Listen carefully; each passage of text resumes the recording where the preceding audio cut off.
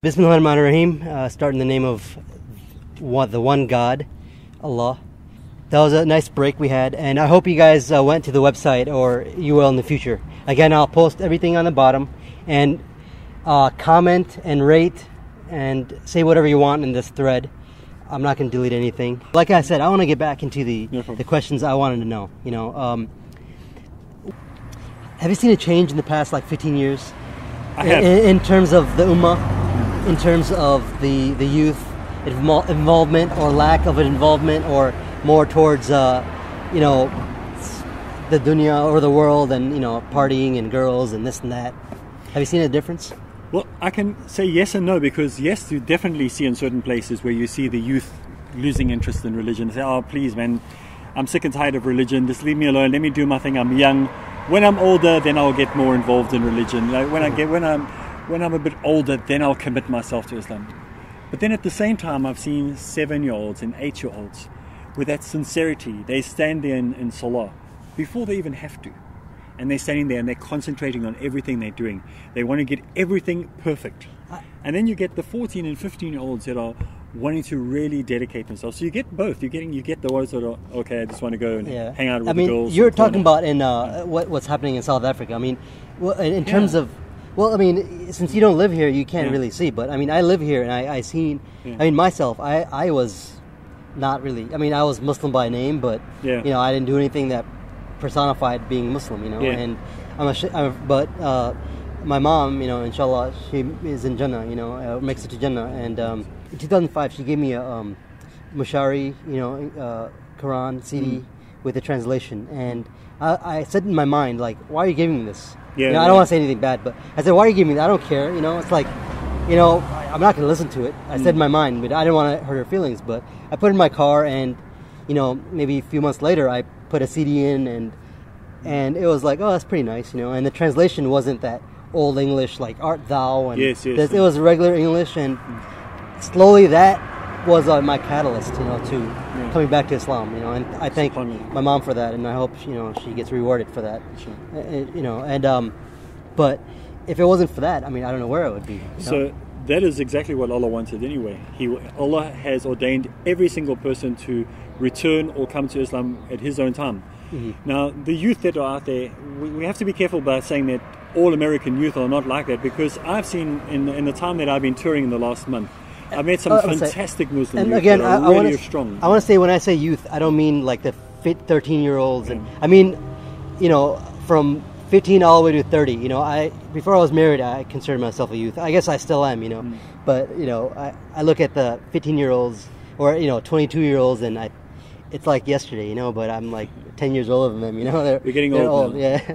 But alhamdulillah, there are success stories. Obviously, there's going to be on both sides. Even when people move out of the youth and get into their older years or mid years or even their senior years, they're experiencing exactly the same problems. I mean, we have so many distractions in life. We're distracted by our business. We're distracted by pleasures of this world. So every single one of us, the central pillar that holds all the pillars of Islam together is a struggle, or we call it jihad, is pulling all those things together. We have to struggle to pray. We have to struggle to lower our gaze. I mean, it's not a natural thing for us to be able to lower our gaze. We have to practice upon it. I mean, it's a hard thing to do. It's like if you're right. If you take 10 Muslims, you know, a youth, you know, my age or younger, 22-year-old, and you ask them, like, okay, do you believe that there's only one God? Yeah, they're probably going to believe that. But do you believe that an angel came down to the Prophet Muhammad, peace be upon him, and he like crushed him and gave him the Quran, and do you actually believe this? And if you sincerely ask some people, they might be no, I don't believe that. You know, that's a crisis in faith. You know, they might believe a God, but they're not going to believe all these other things, because, you know, while they were growing up, they might have got turned off by the religion. Well, let me ask you a question. When you were born, did your mother force you to drink milk? I don't know. Yeah, I guess so. Yeah. Otherwise, you wouldn't have survived. Yeah. Did they force you to eat food? Yeah, well... you would have died if you weren't forced. Yeah. Even throughout your life, when you were older, your mother would say, don't go home, don't leave the house without eating. Don't go without having something to drink. Take this with you. Make sure you have that. There's no point in your life did you ever turn around to your parents and say to your parents, why did you force me to eat food? Why did you force me to drink food or drink and eat? We never had that problem. In the same way, when our parents force us, or the community forces you when you're young to go to mosque or to pray, these are things that are going to help you at the end of the day. They're habits that we need to form. But it's how you tell people to do that we need to learn from as the older generation when we are telling the youth things. So perhaps doing it in a more gentle way, not saying to the person, your feet are wrong, rather saying you did such a good job. You know, that was so good. You know what, I just learned something the other day. Why don't you try it this way? Yeah. Then it's a much gentler approach, and the youth are more likely to follow. That's true. Follow that. But I think that bridge has been burned already, because look, think about we're going to be those old people. That's what I'm saying. I have a daughter on the way. To change. You know, exactly. So don't worry about what the last generation did. Let's get it right with our generation. Somebody that was my age, you know, they're hardly practicing. You know, I mean, I know some people that, you know, it's like, you know, you have to go to prayer, you know, Friday or something, you know, come on, you know, I mean, you're Muslim, you know, but there's nothing that they want to see. There's nothing that we are appealing to them with, because they're just seeing traditionalism. They're seeing no's and no do's. Yeah, but imagine now their kids, you know, because each generation, as it gets more, you know, as each generation goes and grows up and has their kids, it gets less and less, you know. I mean, they're going to lose their language probably, you know, so how is Islam going to get past if that generation was weak in the first place, you know? If you look at the local mosque, say we look at Cleveland, for example. If you had to go to the Cleveland mosque, you'll see that all the activities that have been run in that mosque, I've been there, or that masjid the other day that I was there, all the important positions are being held by reverts. Okay. Those who have reverted to Islam or converts to Islam are holding those positions, the dawah position, the revert class position, all the important positions are being held by reverts. So if you drop the ball as born Muslims, we'll just pick it up. So it's not an issue that we're worried about, it's not going to happen. Of course it's going to happen. If you drop the ball, somebody else will just pick it up and continue with it. So Islam will, like you said right in the beginning of the show, Islam will continue to grow. No matter what we do, no matter how we mess it up, Allah will always choose another people to take it and continue with it. So I'm very positive. You see the cup half empty, I see it well, only full. In this situation, unfortunately. I mean, maybe because I was that guy that wasn't practicing, and then I became practicing more. You know, Allah gave you. Thank God. You know, you know, it's only through Allah's will. You know, so something people often ask me. They say, which is better, a convert or revert, or somebody who's born a Muslim? They are both just as good as each other, because once that person reverts to Islam, they become a Muslim. They have all the same responsibilities in a Muslim. Now, a born Muslim is at an advantage, because from the day he was born, he was taught certain concepts about Islam. Things become much things are much easier for him to learn. I mean, it takes much longer. So we mustn't have this separation between the reverts and the born Muslims. Once you become a Muslim, you're a Muslim. You're no longer a revert until the next person who reverts to Islam or converts to Islam. You now join the family of reverts. So never have that superiority, thinking you're better than the born Muslim. But you are all part of that same group, and you help each other along. I think that's important to keep the youth active, and that way that Islam in a way becomes something more than just something that's religious. It becomes part of your whole life. And this is the beauty of Islam again. It talks about every part of your life. It's not just, you know, going off 5 times a day and praying. It's every part of our life is exciting as a Muslim. There's something that can entertain us, something that can keep us busy in a positive way. Okay, you know, we need to understand those things. So I have another question. Another question I have is, like, what's up with like the Hanafis versus the Shafis and Malikis? I mean, why is it so like strict? I mean, isn't it? I heard somewhere where you shouldn't follow one blindly. You know, I mean, you shouldn't pick and choose each one either, because you know they're different. But you shouldn't follow one so blindly that the other one is wrong to you, or you know they're all right. Right. Well, this is the danger that we are getting into as Muslim It's like polarized. It's too polarized. We're also becoming people that say, well, you must just believe with blind faith.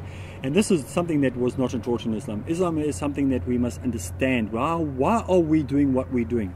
We must have evidence and proof for everything we do. If you become a Christian, they will say to you, well, just believe with blind faith, because they can't prove anything. In Islam, it's totally different.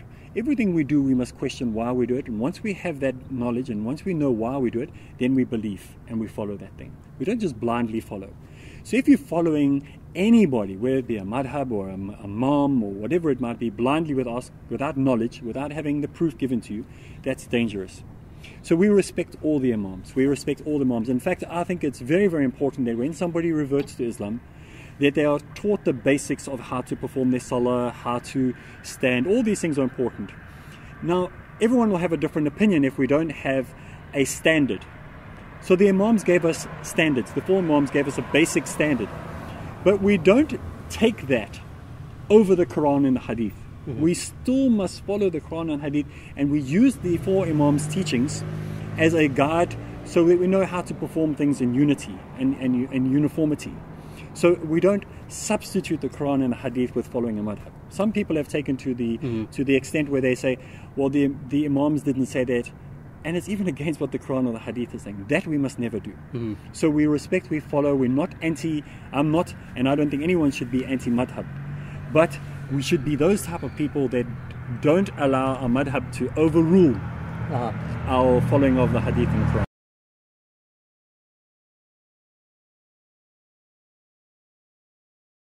We're living in a society that promotes like this liberal hippie era in our thinking of religion. You see it happening in Christianity, where Christianity was quite staunch, it was very strict, it had a very set code. Today, anything goes in Christianity. I mean, I guess some Muslims want to be like that. It's becoming the same. Also, you have churches full of people. We have people who are sitting on church memberships or church boards who are prostitutes. Would you believe it? That a member can be not only a member of the church, but a member of the board. Now, decision-making this is in Africa?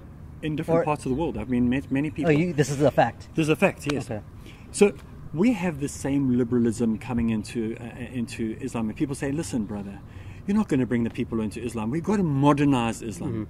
Now, what does that mean, modernize Islam? It means we've got to, let's make sin permissible. That's what the word modernism. Come on, let's liberalize it. Let's bring some guitars into the mosque. Let a guitar, maybe like a drum or something. Let's liberalize. It just means hey, you want to be the guitarist permissible. Here? Yeah. So let's make sin permissible, and that's the thing. That's what we're doing. That's not what we do. Islam is already modern. It's so modern. Like you asked about, you said women's women's rights. Yeah. And I said no, it's women's responsibilities.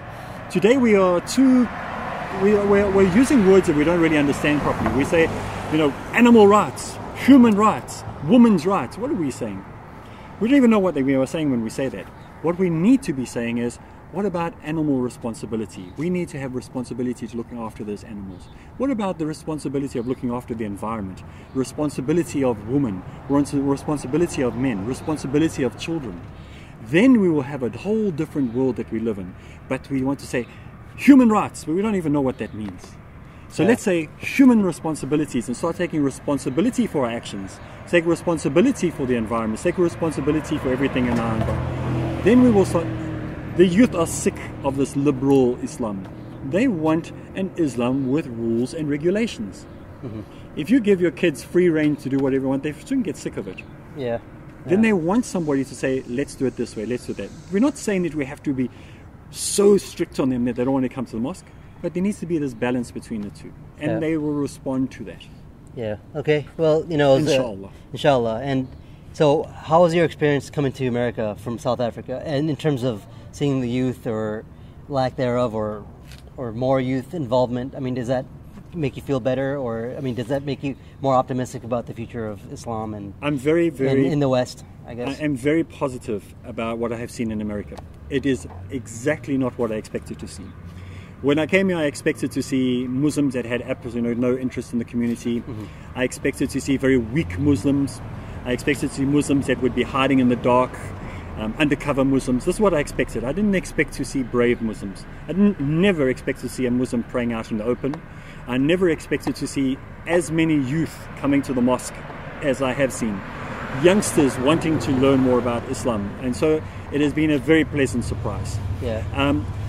Does Islam in America have a long way to go? Of course it has a long way to go. Just like it has in South Africa, as it has in New Zealand and all the other parts of the world.